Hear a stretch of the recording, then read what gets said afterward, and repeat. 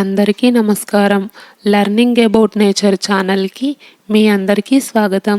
ఈరోజు వశిష్ఠుడు, అగస్త్యుడు మరియు ద్రోణుడు ఎలా జన్మించారో తెలుసుకుందాము. అగస్త్యుడు మరియు వశిష్ఠుడు మిత్రావరుణుల సంతానం అని ఋగ్వేదంలో చెప్పబడింది. అందమైన అప్సరస ఊర్వశిని చూడగానే వారి తేజస్సు ఒక నీటి కుండలో పడిపోయింది. అగస్త్యుడు ఒక నీటి కుండలో గొప్ప మెరుపు కలిగిన చేపగా, వశిష్ఠుడు కూడా అదే కుండలో జన్మించాడు. వశిష్ఠుడు మరియు అగస్త్యుడు ఒకే కుండలో కవలలుగా జన్మిస్తారు.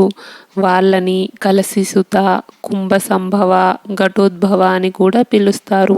వాళ్ళ తల్లిదండ్రుల నుండి అతను మైత్రావరుణి మరియు ఔర్వశీయ అని పిలువబడ్డారు.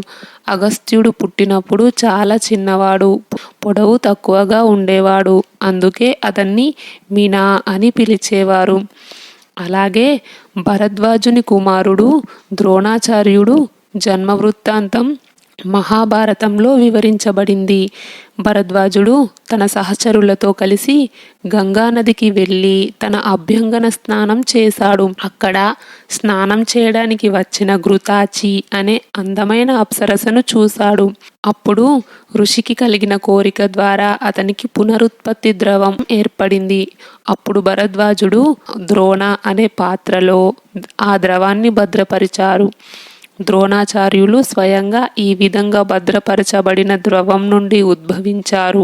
ద్రోణ అనే పాత్రలో జన్మించాడు కాబట్టి అతనికి ద్రోణుడు అనే పేరు వచ్చింది. వీళ్ళందరూ స్త్రీ పురుషుల కలయికతో సంబంధం లేకుండా, వీళ్ళు కుండలో జన్మించడానికి స్త్రీ యొక్క అండముతో సంబంధం లేకుండా ఎలా జన్మించారు?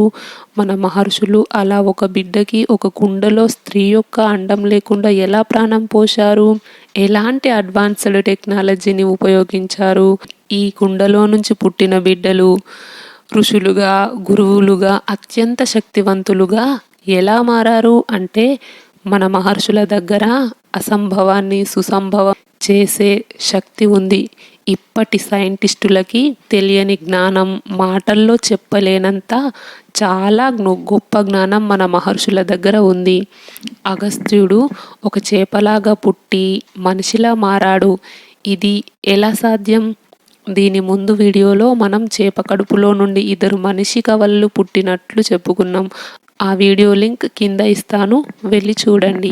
ఈ అగస్త్యుడు, వశిష్ఠుడు ఒకే కుండలో స్త్రీ అండం లేకుండానే కవల పిల్లలుగా జన్మించారు.